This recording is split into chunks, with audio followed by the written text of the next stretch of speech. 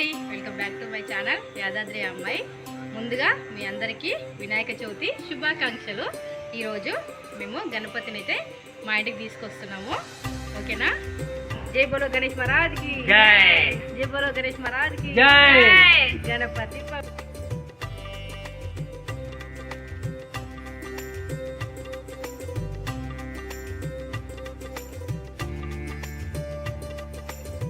చూడండి. ముందుగా వినాయకుడిని పెట్టడానికి ఒక పీఠం అనేది ఏర్పాటు చేసుకోవాలి. ఆ పీఠానికి మనము ఇలా ఒక కటోరలో పసుపు తీసుకోవాలి. ఆ పసుపులో కొంచెం పెరుగు వేసుకోవాలి. అలాగే కొన్ని నీళ్లు వేసుకొని ఇలా కలుపుకోవడం ద్వారా మనకు ఈ పసుపు అనేది ఇంకా మనకు పచ్చగా కనిపిస్తుందండి. పీఠం మీద చాలా బాగా కనిపిస్తుంది అన్నమాట. అందుకే పెరుగు వేసుకోవాలి. ఇదే పెరుగు ఇలా పసుపు రాసుకున్నది కడపలో కూడా మనము రాసుకుంటే సాయంత్రం వరకు అయినా సరే 2 days వరకు అయినా సరే కడపలు అనేది పచ్చగా అదే విధంగా ఉంటుంది. పసుపుని ఈ విధంగా మనము పీటకి మొత్తము రుద్దుకోవాలి. మనము పసుపు మొత్తం రుద్దుకోవాలి. పీఠానికి రాసుకున్నాం కదా, ఇందులోనే మనము పీఠం మీద ముగ్గు అనేది వేసుకోవాలండి. ఈ ముగ్గు వచ్చేసి కుబేర ముగ్గు. ఈ ముగ్గుని బియ్యం పిండితో మాత్రమే వేసుకోవాలి. ఈ కుబేర ముగ్గు అనేది మనము తొక్కే ప్లేస్లల్లో వేయకూడదండి. తొక్కని ప్లేస్లల్లో తులసి అమ్మవారి ముంగట లేదా దేవుడి పటాల కింద మాత్రమే ఈ కుబేర ముగ్గు అనేది మనము వేసుకోవాలి. ఇలా కుబేర ముగ్గు వేసుకొని 4 మూలల 4 గీతలు ఖచ్చితంగా వేసుకోవాలండి. గీతలు వేయకుండా కుబేర ముగ్గు వేయకూడదు. ఈ విధంగా దేవుడికి చాలా ఇష్టము ఈ కుబేర ముగ్గు అనేది.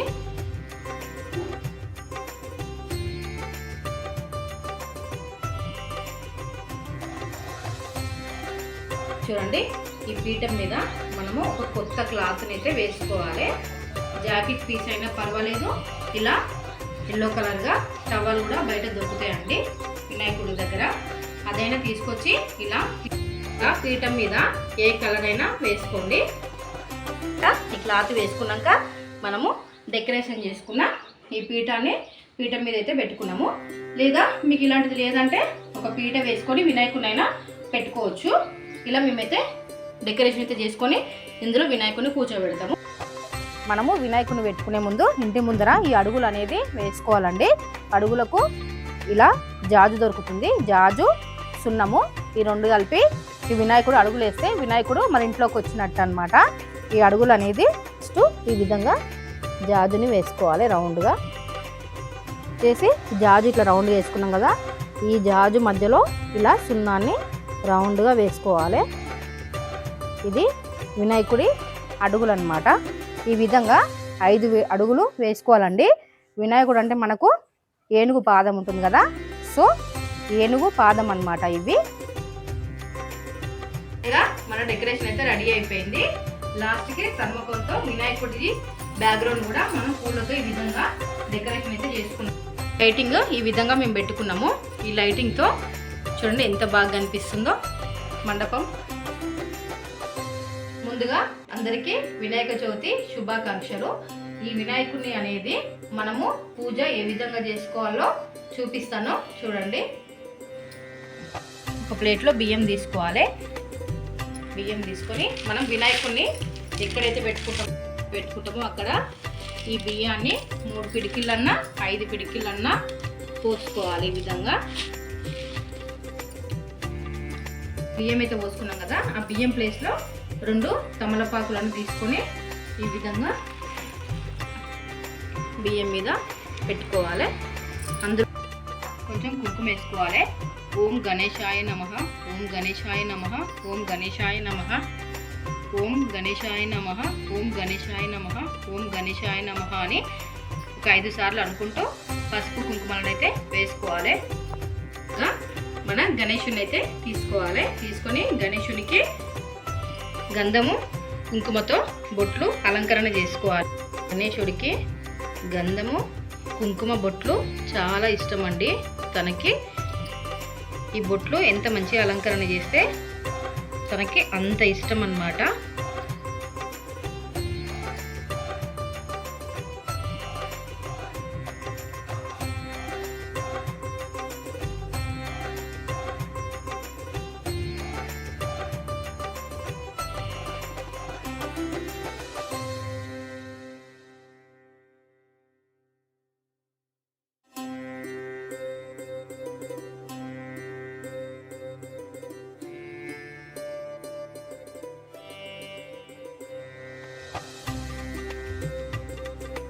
వినాయకుడికి మనము బొట్లు అయితే ఈ విధంగా పెట్టుకున్నాం కదా. వినాయకుడు వచ్చేసి మనకు తనకి లెఫ్ట్ సైడ్ ఉన్న చేయి దిక్కు తొండం ఉండాలి. అది ఇంట్లో పెట్టుకుంటే చాలా మంచిదండి. రైట్ సైడ్ ఉన్న తొండంకి పొలానికి మంచిది అంటారు. లెఫ్ట్ సైడ్ ఉన్న తొండం అయితే ఇంట్లో పెట్టుకుంటే చాలా మంచిదండి. చూసి పెట్టుకోండి, తెచ్చుకోండి. గణేషుని అయితే మేము పీట మీద పెట్టుకుంటున్నాము. జై బోలో గణేష్ మహారాజ్ కి జై, జై బోలో గణేష్ మహారాజ్ కి జై, జై బోలో గణేష్ మహారాజ్ కి జై. ఇక్కడికి జంజరం అనేది మనము వేసుకోవాలి. రైట్ సైడ్ నుంచి లెఫ్ట్ సైడ్కి ఈ విధంగా జంజరం అనేది వేసుకోవాలి.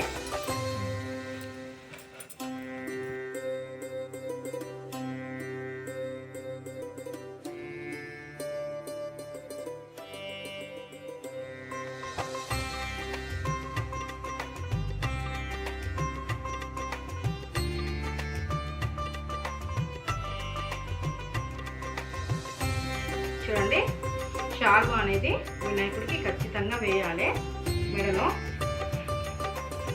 చూడండి, వినాయకుడికి ఎంతో ఇష్టమైన లడ్డూని ఈ విధంగా పెడుతున్నాము. వినాయకుడికి మనము పువ్వులు అవన్నీ పెట్టుకున్నాక ఇప్పుడైతే పసుపు గణపతిని చేసుకుంటున్నాము. ఈ పసుపు గణపతి అనేది పసుపు గణపతికే మనము పూజ చేసుకోవాలండి. ఈ పూజ మనము స్టార్ట్ చేసినప్పుడు మనకు ఏ ఆటంకాలు రావద్దు, తండ్రి మంచిగా కావాలి అనేసి పసుపు గణపతికి అయితే మనము పూజ చేసుకుంటాము. మనము పెట్టుకోవాలండి. ఈ పసుపు గణపతిని 2 తమలపాకులు వేసుకొని అందులో మనము గణపతిని ఈ విధంగా చేసుకొని ఇక్కడ బొట్టు పెట్టుకొని మనకు పూజలో ఎలాంటి ఆటంకాలు రావద్దు అనేసి మనము పసుపు గణపతికి అయితే ముందుగా పూజ చేసుకోవాలి. గణపతికి ఎంతో ఇష్టమైన ఈ గరక అనేది ఖచ్చితంగా గణపతి దగ్గర పెట్టాలండి. ముందుగా మనం పసుపు గణపతి చేసినాం కదా, గణపతి మీద కుంకుమ పసుపుతో ఈ విధంగా మనము పూజ చేసుకోవాలి.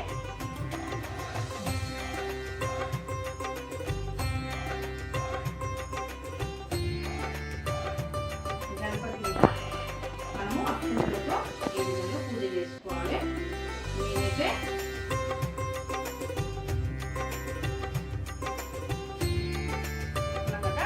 అలాగే 2 పూలని ఈ విధంగా గణేష్ దగ్గర పెట్టుకోవాలండి.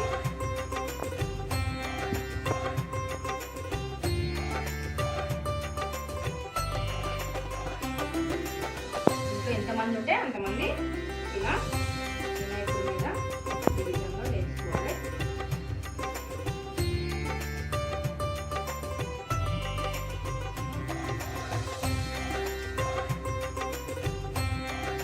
ఎంతో ఇష్టమైన ఎలక్కాయ కూడా తన దగ్గర పెట్టాలండి.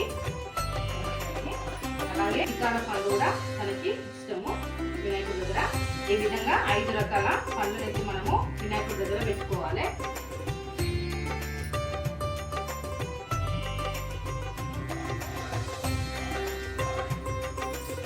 అనేది పెట్టుకోవాలండి. అఖండ దీపానికి అఖండ దీపం కింద ముందుగా గుప్పెడు బియ్యాన్ని వేసుకోవాలి.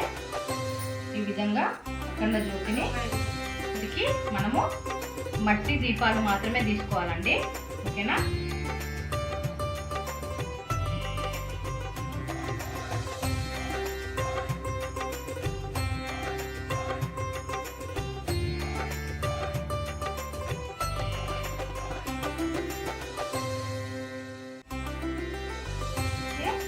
రూపం, దీపం, నైవేద్యాలు అన్ని సమర్పించాలి.